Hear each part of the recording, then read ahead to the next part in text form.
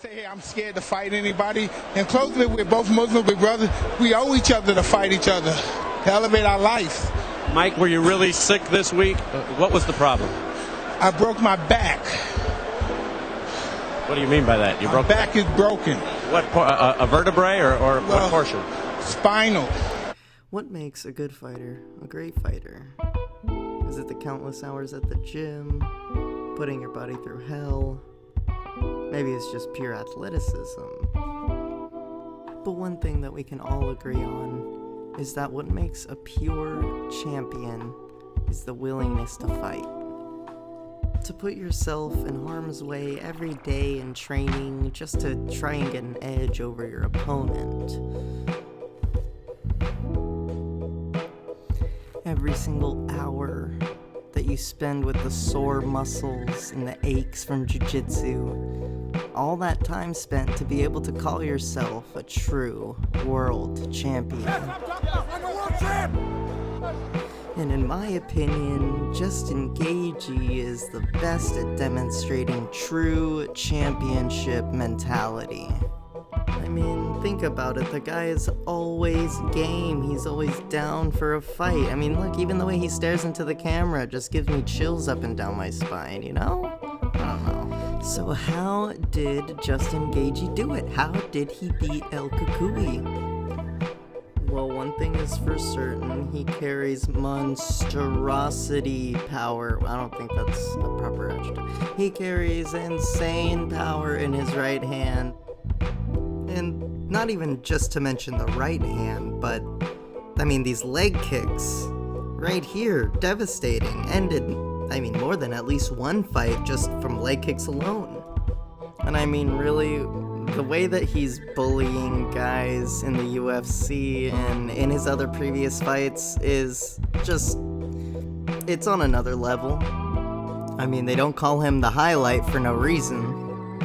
And part of the reason why I think Justin has so much success in his career is because he refuses to let it go to the quote-unquote judge's decision. Take a listen to what he has to say here on Joe Rogan's podcast.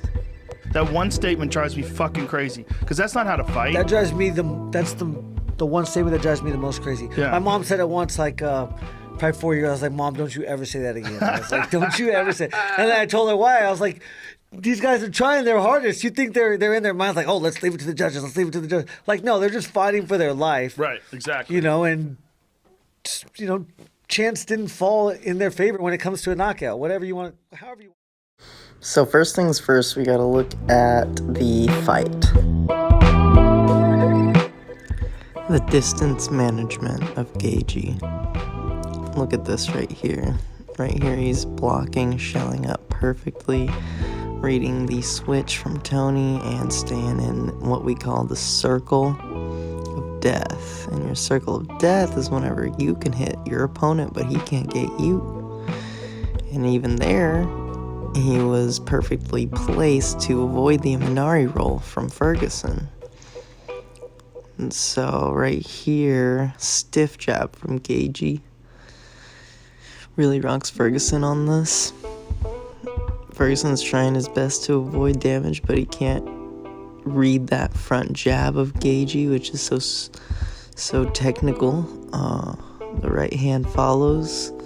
And although Gaethje is taking damage, he is firing back with more power.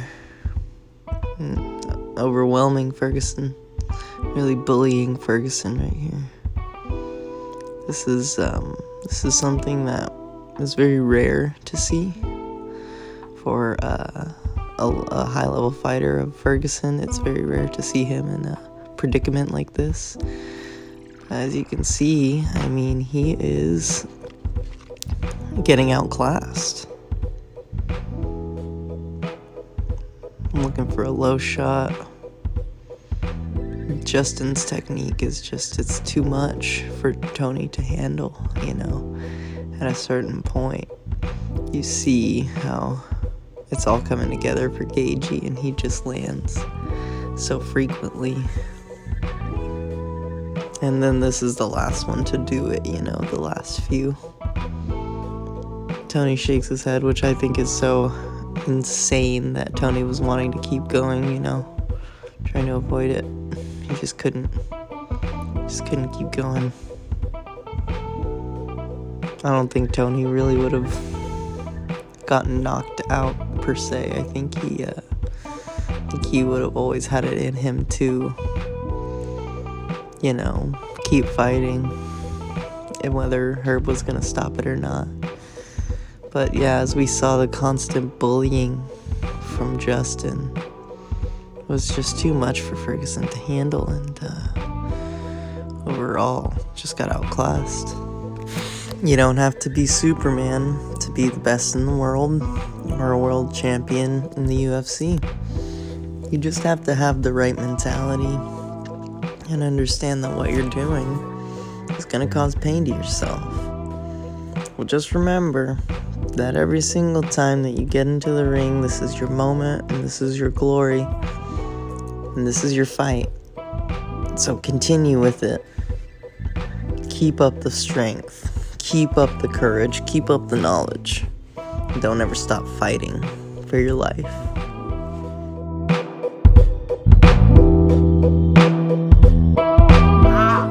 Oh, I miss those bumps! Oh, the pain! Oh, I'm a tough guy. Oh, shit. Oh, I'm sweating. Oh, shit. There you go. Oh, those ITBs needed some love. So why do you think Justin Gaethje beat Ferguson? Let me know in the comment section. Thanks for watching.